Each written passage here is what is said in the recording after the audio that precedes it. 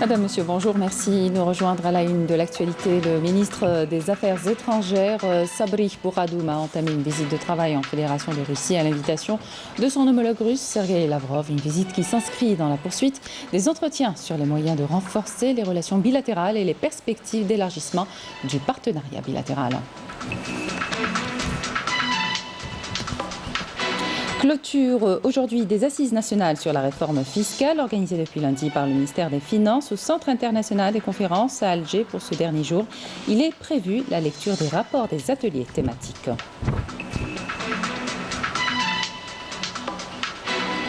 On revient ce matin sur le dernier bilan communiqué hier par les autorités sanitaires du pays. 587 nouveaux cas Covid positifs, 246 guérisons et 13 décès.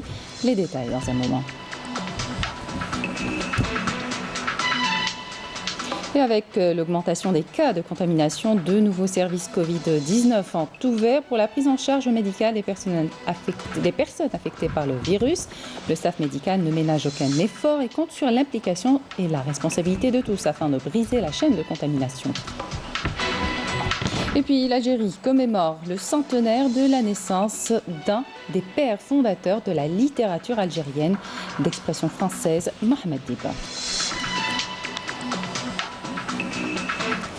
Bienvenue à tous. Je vous le disais en titre, le ministre des Affaires étrangères, Sabri Bouradoum, a entamé une visite de travail en Fédération de Russie à l'invitation de son homologue russe, Sergueï Lavrov, avec qui il a eu des entretiens en présence des délégations des deux pays. La visite qui fait suite aux contacts de haut niveau entre les deux pays, notamment le récent entretien téléphonique entre le président de la République, Ahmedjid Tebboune, et son homologue russe, Sergueï Lavrov, Vladimir Poutine, qui s'inscrit dans la poursuite des entretiens sur les moyens de renforcer les relations bilatérales et les perspectives d'élargissement du partenariat bilatéral en vue d'atteindre les objectifs du partenariat stratégique liant les deux pays. Cette visite devrait également permettre d'examiner diverses questions régionales et internationales d'intérêt commun, notamment la situation en Libye et au Mali et en Syrie, ainsi que les moyens de promouvoir la paix et la sécurité internationale par des approches politiques constructives fondées sur la légalité internationale et dans le respect de la souveraineté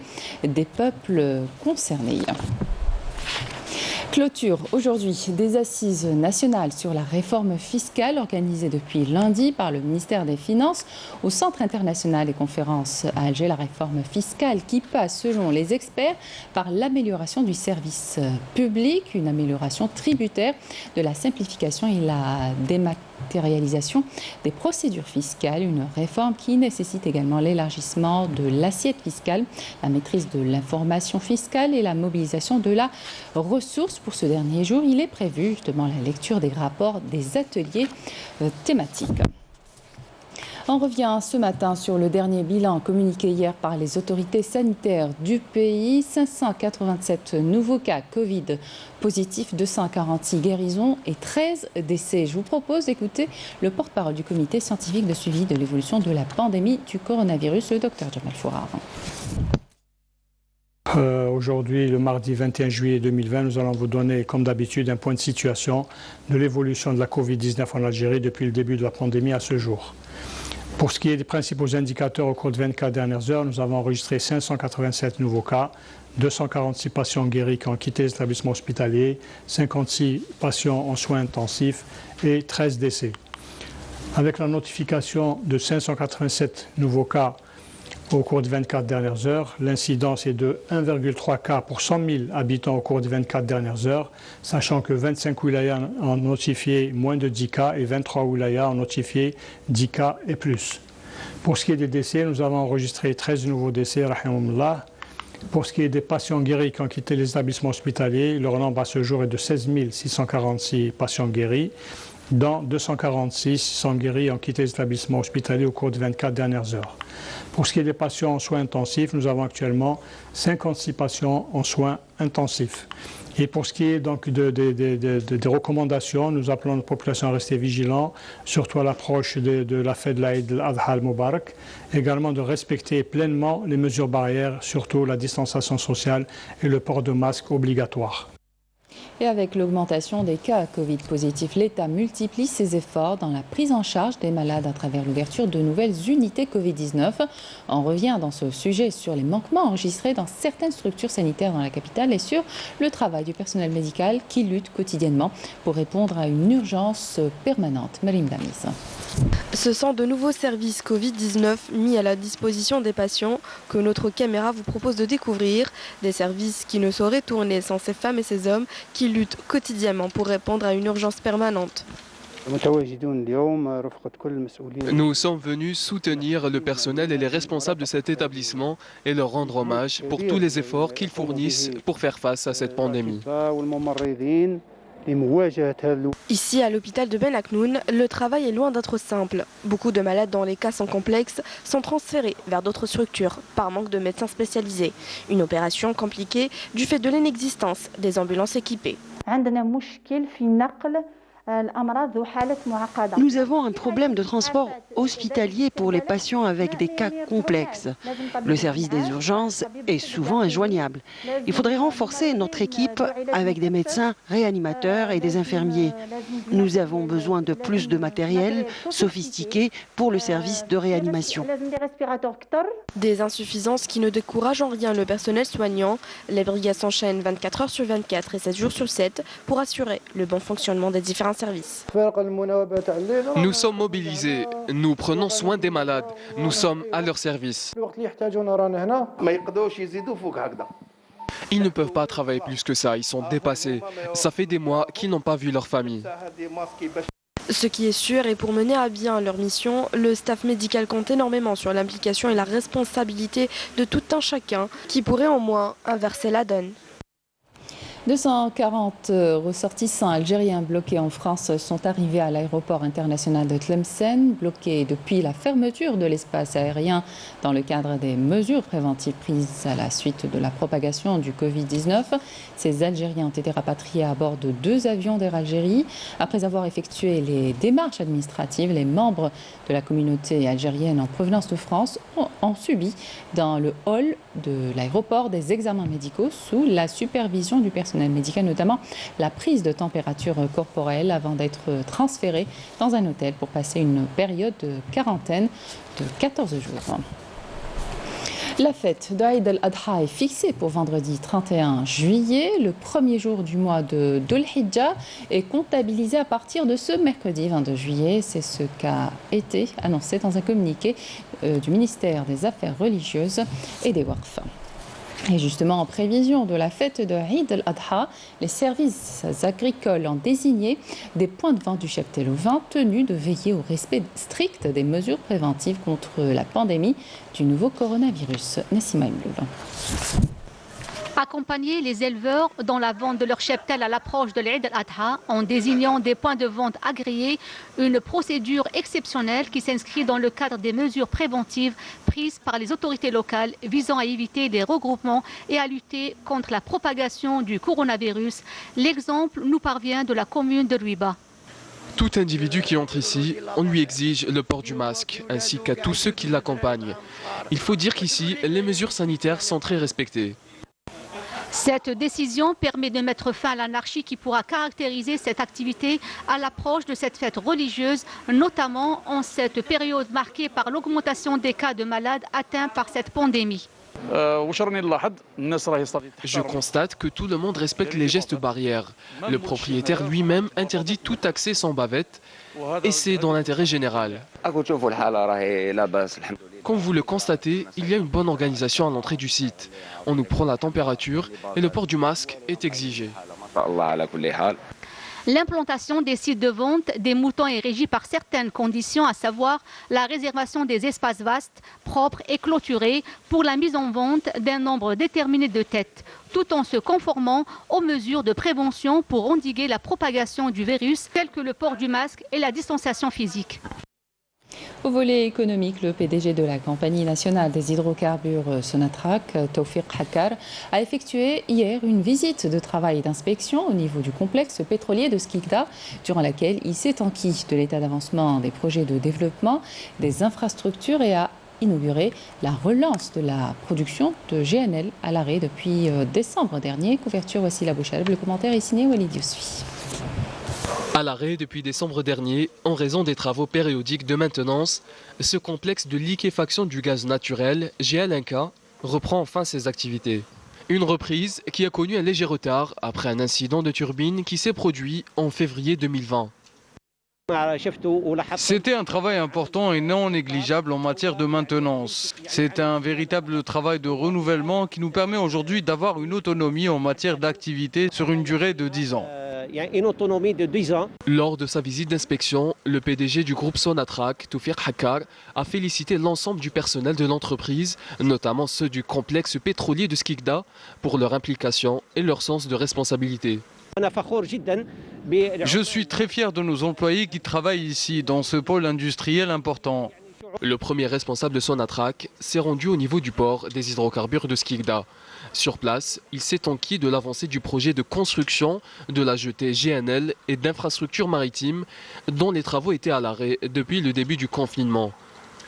Par ailleurs, et à l'issue de cette visite, Toufiq Hakkar a inspecté les installations de surveillance et de sécurité avant d'assister à un exercice d'extinction d'incendie effectué par les équipes du complexe pétrolier.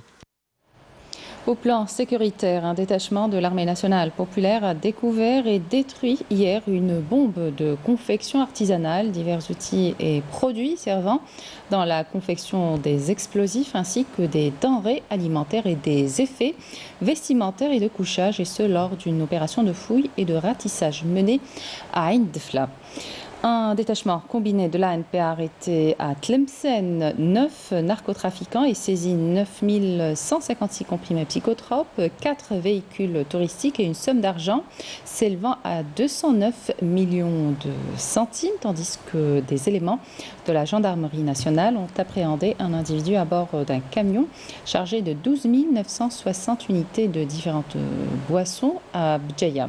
Par ailleurs, et au niveau de la 6e région militaire, un détachement de l'ANP a intercepté à Borj Beji Mortar 18 personnes et saisi 8 véhicules tout-terrain, 5 groupes électrogènes et 3 marteaux-piqueurs servant dans des opérations d'orpaillage illicite, alors que 25 immigrants clandestins de différentes nationalités ont été arrêtés à Ingazem.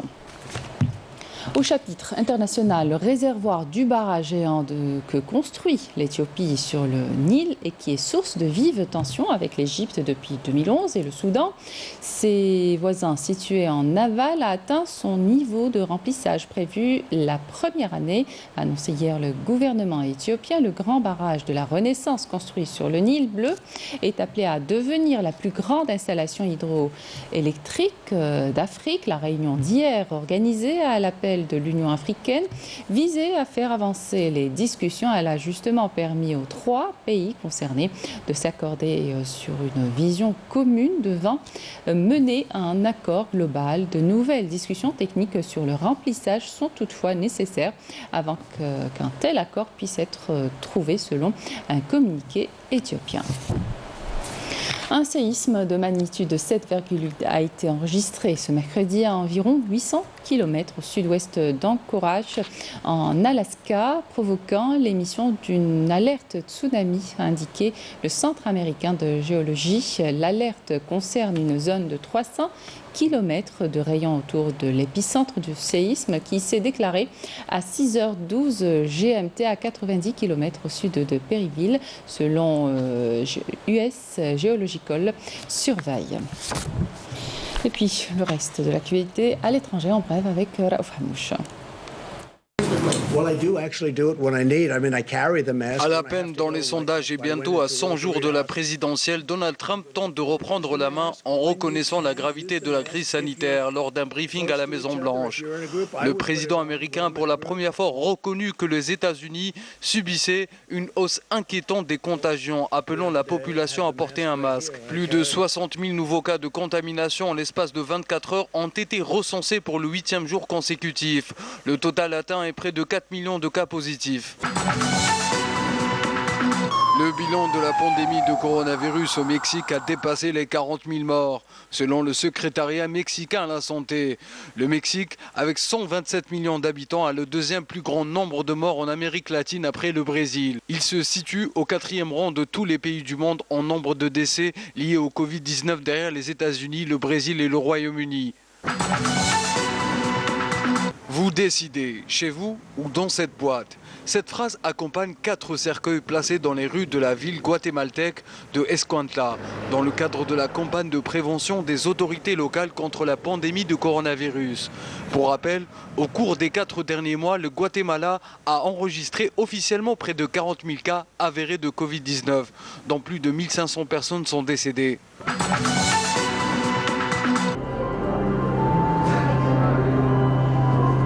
Le Sunshine Aquarium à Tokyo ouvre une nouvelle zone appelée Espace Méduse, offrant une vision panoramique d'un bassin.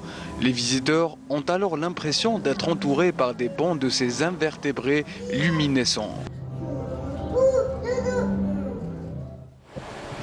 L'Algérie commémore le centenaire de la naissance d'un des pères fondateurs de la littérature algérienne d'expression française, Mohamed Dib, décédé en 2003. Mohamed Dib a laissé derrière lui quelques-unes des plus belles pages de la littérature algérienne. Nessima Elnoul.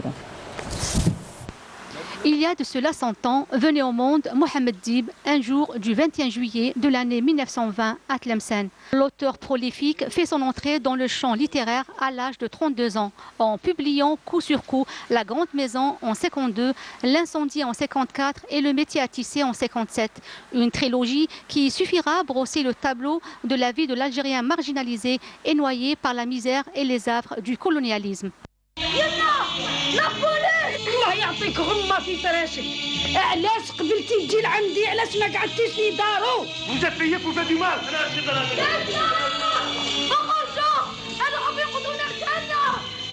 Mohamed Dib entame en 1968 un nouveau cycle romanesque avec La Danse du Roi en 68, suivi en 70 par Dieu en Barbarie et Le Maître de chasse publié en 73, qui explore la société algérienne post-indépendance.